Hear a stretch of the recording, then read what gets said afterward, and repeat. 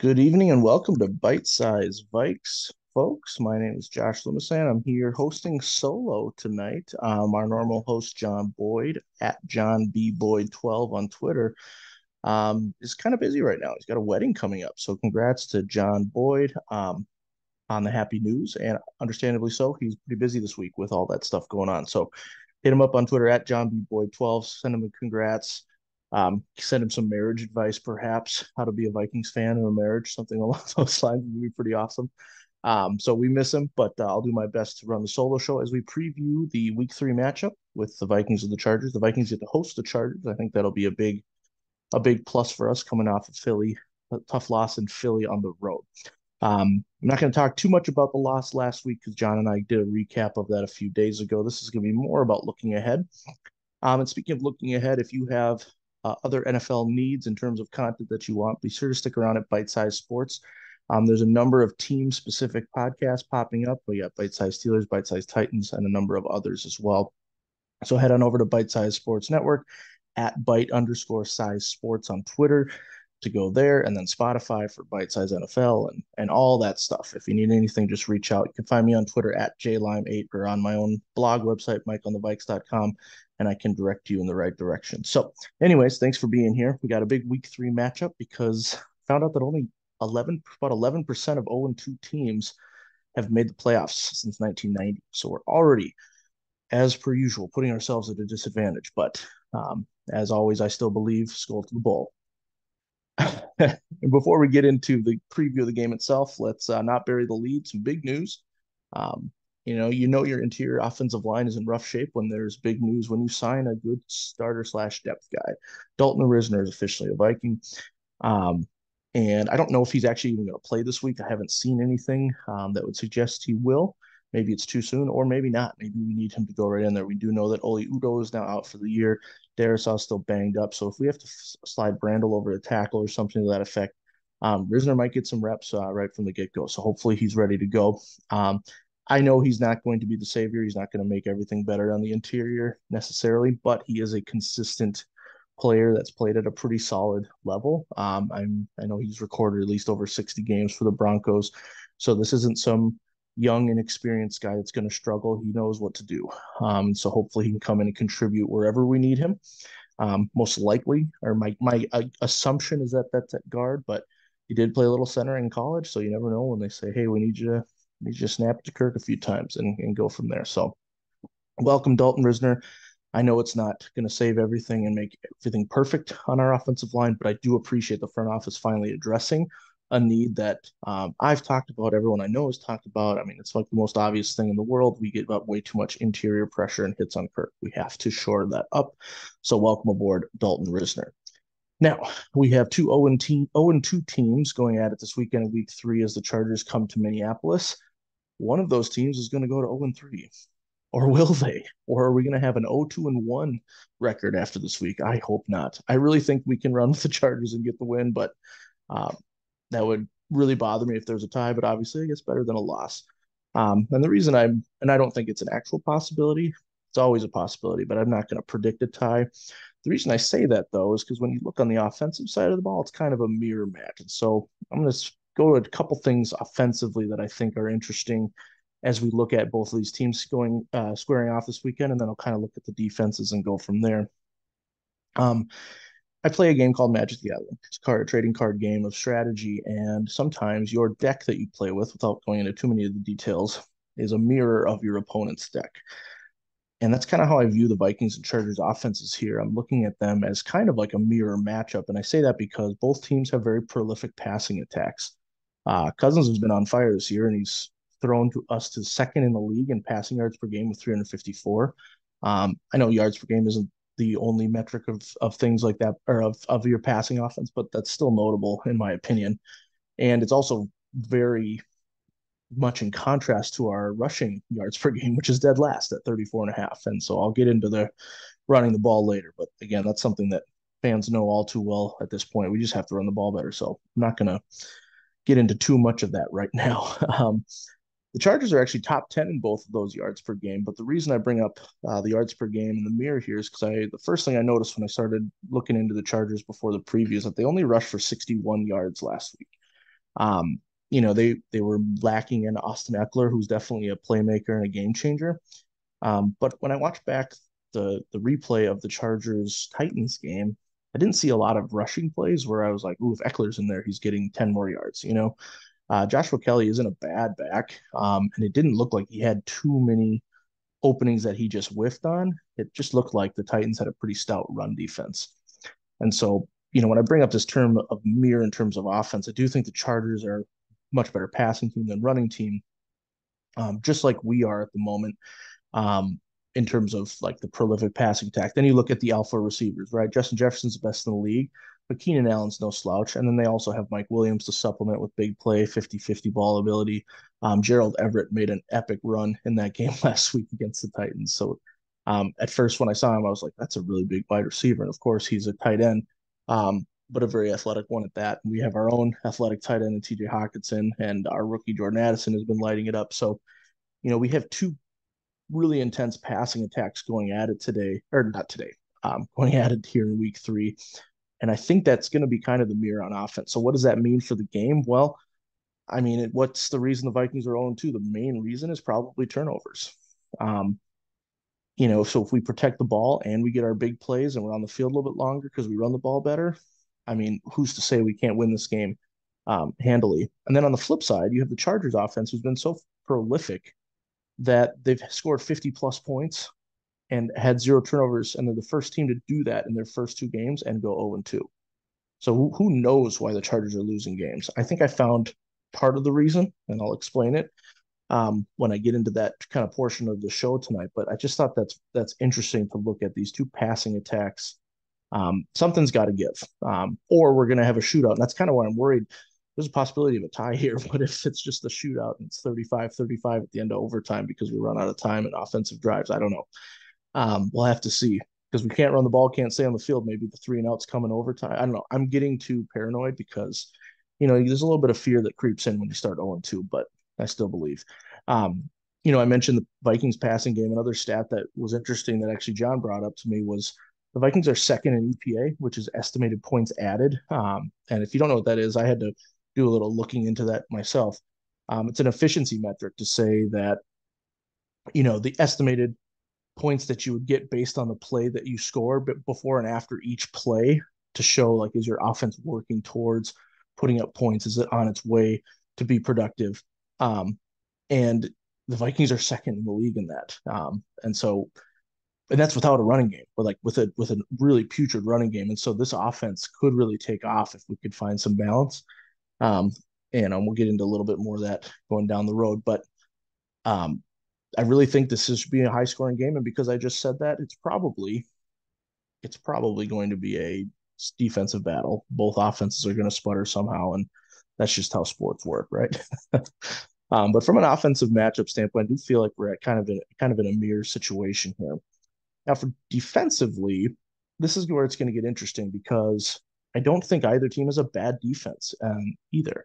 Last week, the Vikings lost because they couldn't stop the run. The Eagles realized that Jalen Hurts was flustered. He looked very kind of mediocre. The Vikings defense held him to under 200 passing yards.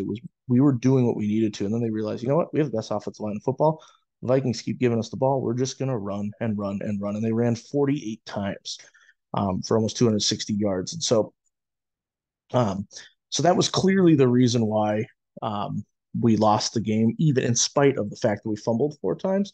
But we're not going to get into too much of that. My point for that is if we can fluster Herbert, I'm going to talk a little bit more about this a little bit later, but if we can fluster Herbert and make some plays, this defense isn't going to shut down the Chargers. Herbert's going to get his, but I think our defense is capable of making enough plays to keep this close and to get the Chargers off the field for us. More than a few times. It's not like last year where, every drive for any team seemed like they were going to go all the way down into the red zone. We're going to have to hope for a turnover before they put up some points. And then I looked at the Chargers Titans game and I watched the highlights and it looked like the Titans really struggled to move the ball. So I had to look deeper. I had to say to myself, well, why does this Chargers defense that looks so good, how did they end up giving up 27 points and losing in overtime? I was like, this doesn't really make sense to me. So digging into the stats a little bit, they did sack Tannehill 5 times. And the Titans had 4 3 and outs. But what I finally figured out was that on the Titans' three scoring drives, they were aided by a big explosive play or penalties. For example, on the first Titans TD drive, that was the one that was set up by a 70-yard catch to, sorry, pass and catch to Traylon Burks, got them very close to the end zone. On the second touchdown drive, they had 27 yards of penalty yards. There was a Derwin James unnecessary roughness, and then there was another roughing the passer call that was for 12 yards. And so that's almost 30 yards of just free yardage. So obviously that helps move a drive.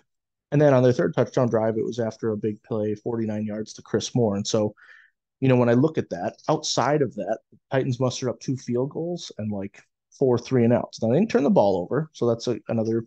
Actually, there were no turnovers in this game, the Chargers and Titans. And so it's kind of interesting to see a game with no turnovers because then you can really look at what's going on here.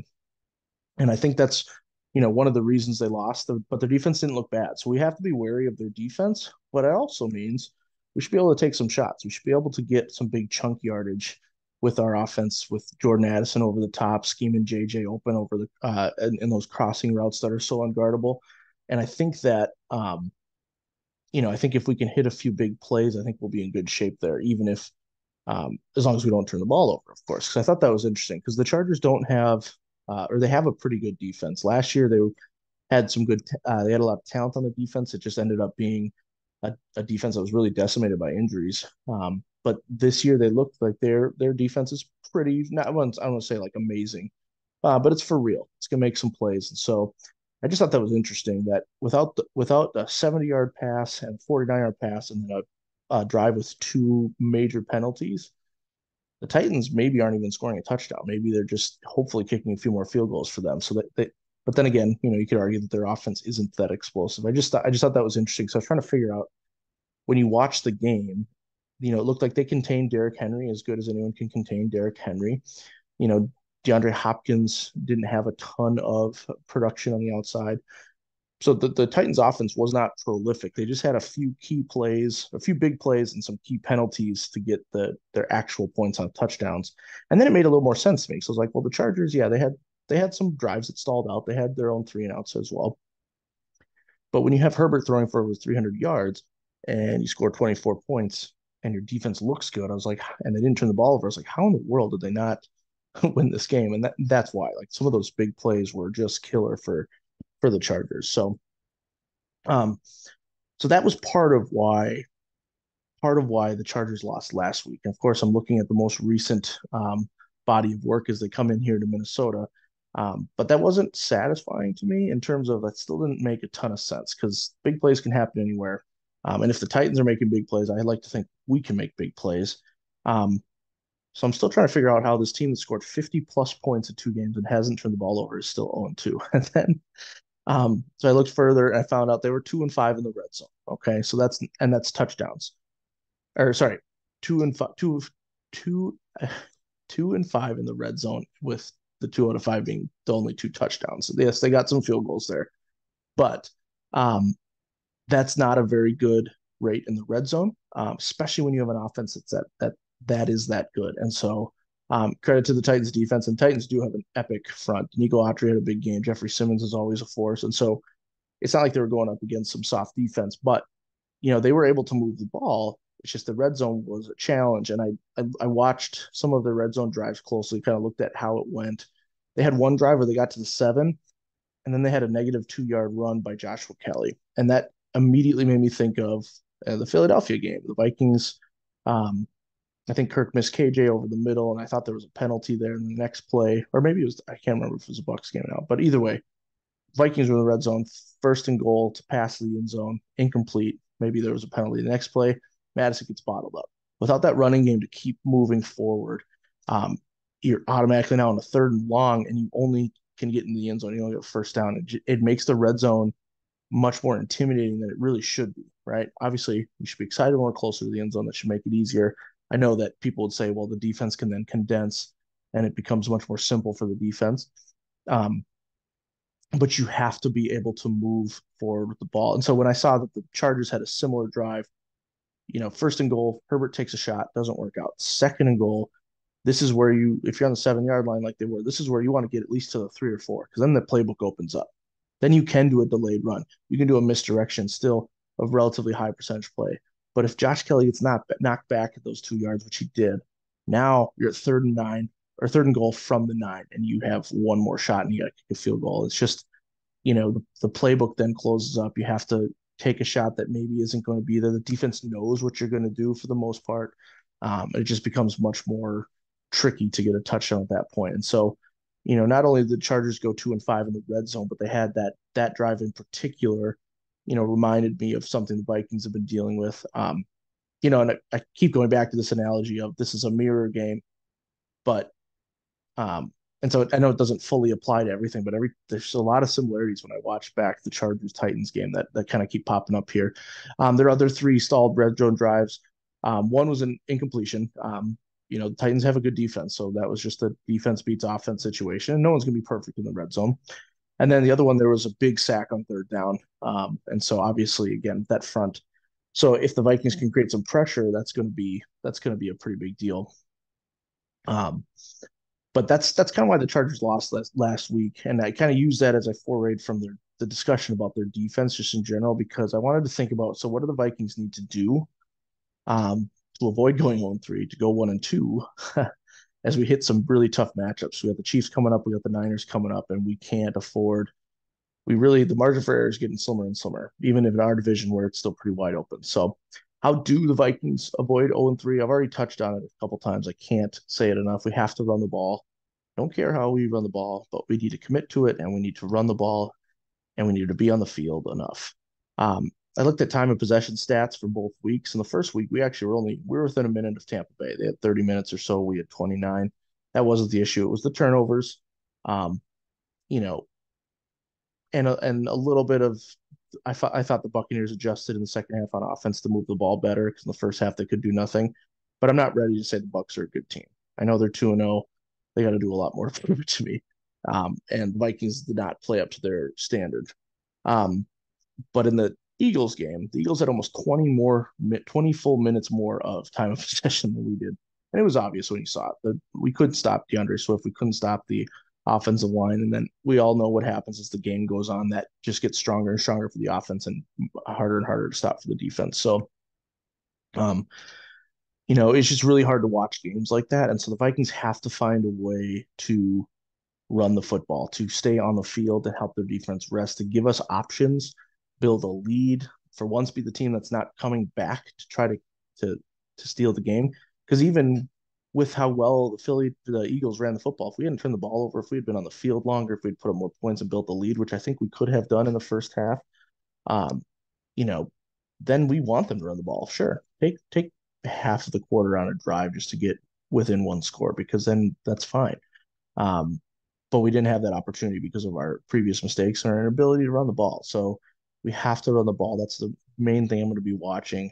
I want Madison to go for at least 60, 70 yards and have a decent average. And then maybe with other people getting carries, maybe we get to 100 yards rushing this week. That would be awesome. The other one is, similar to the Philadelphia game, you have an elite quarterback in Justin Herbert. You have to sack him. You have to pressure him. You have to make him uncomfortable. He's got a sneaky bit of a mobility in the pocket. He doesn't like to go down. He likes to extend the play, and he's pretty good at it. He's pretty elusive. He's definitely more elusive than Kirk, for that matter. And so you want to make sure that you don't give him the opportunity to extend a play and make a throw, because he's capable of doing it. So I want to see some sacks, but I also want to see it more than from Danielle Hunter, because Danielle Hunter has 4 sacks. There's not a single other guy on our team that has a full sack of their own. There's 2 other guys that have like half a sack. So while I think our defense has played pretty well, we need to get home a few more times on that quarterback, and I don't want it to just be Danielle Hunter. Now, hopefully, we get a little bit more from Marcus Davenport. He started last game in the first series and then was out for the rest of the game. So he basically didn't play last week. But being at a Thursday game, he's had a week and a half now to rest up. So hopefully he comes back excited and fully healthy, because I think he can make an impact, helping Danielle Hunter on the line. And, even if we don't put up, really sexy sack numbers, I want to make sure at least we're keeping Herbert off balance. That's the theme. That's what I love about the Flores defense so far early on. Sorry, a little bit of a tangent here. is that last year it didn't matter who we played, regardless of their offensive line, regardless of their quarterback. Aside from Zadarius Smith in the beginning of the season last year, it felt like every game was quarterback on the other team drops back, has plenty of time, can go through their entire progression, and then find someone over the middle of the field. It was very frustrating to watch. This year, our defense already has proven that, yeah, we're going to give up yards, we're going to give up big plays, we're going to get beat sometimes, but we're also going to get after the quarterback, and we're going to show different looks. And I love, how many times we saw in the Philly game where Flores had, six, seven guys on the line, a couple back off. I love that. Um, Pre-snap trying to confuse the offense and not knowing who's coming, who's gonna drop back in coverage. Um, it doesn't work all the time for sure. There's times we get beaten, times that guys don't make plays, but it's nice to be off. It's nice to keep them off balance. It's nice to have a defense that can instill a little bit of fear in terms of you don't know what we're gonna do, so you better do something smart. You better um, you better make a smart play. You better hope that you called the right play. And then at the end of the day, we got to keep scheming JJ open. He cannot have long droughts where he doesn't get targeted, um, because he's putting up all pro numbers again. But in the second half of week one, he only had two catches. Last week he was much more consistent, and that goal line first down he got, or the first down he got in the red zone that got us close to the goal line before he scored. He was schemed open on a little crosser that's so hard to guard. Kirk made a great timing throw. JJ's so great at getting up the field once he makes the catch. Like, we got to do that all the time. Um, you know, I don't want to say the term Randy ratio. Some of you who are old enough to remember the Randy ratio. I don't want to go that far, because we know that year we force fed Randy Moss and got his numbers, but we weren't as great as a team necessarily. I mean, we're a playoff team, I believe, for at least respectable record wise. I can't remember the actual record, um, but I think that's a little bit over the top. But honestly, with JJ, we got to keep scheming him open, and if he's not getting the ball, we got to force it to him. And it's not because he's a diva that needs to get the ball; it's because we need to get him the ball so that he's creating. We need the defense to be scared of him getting the ball every single play, because that opens it up for everybody else. It opens up for Addison over the top. I expect KJ Osborne to be more of a factor. He's had some drops this year. He's looked a little bit out of sync with Kirk at times. It's not always KJ's fault. I think Kirk's been off on some throws to him, but I feel like he's going to be ready for a bounce back game. Addison's off to a hot start. Hawkinson's the great safety blanket. And again, our passing game hasn't been a problem. I'm just saying, you know, forever and beyond, one of our keys to the game should be force feeding JJ. Um, in a I guess force feeding in a realistic and smart way is kind of an oxymoron, but that's what we got to do. He's our best player. You got to get your best players the ball.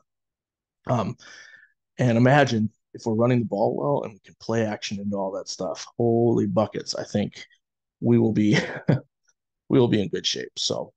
Um, so that's a little bit of the preview. I'm going to try to summarize because I feel like I was all over the place there, and I appreciate anyone that's listening to this. I think we were in a little bit of a mirror matchup with our offenses, prolific passing attacks, teams that struggled to run the ball last week. Both teams desperate for a win with an 0-2 start.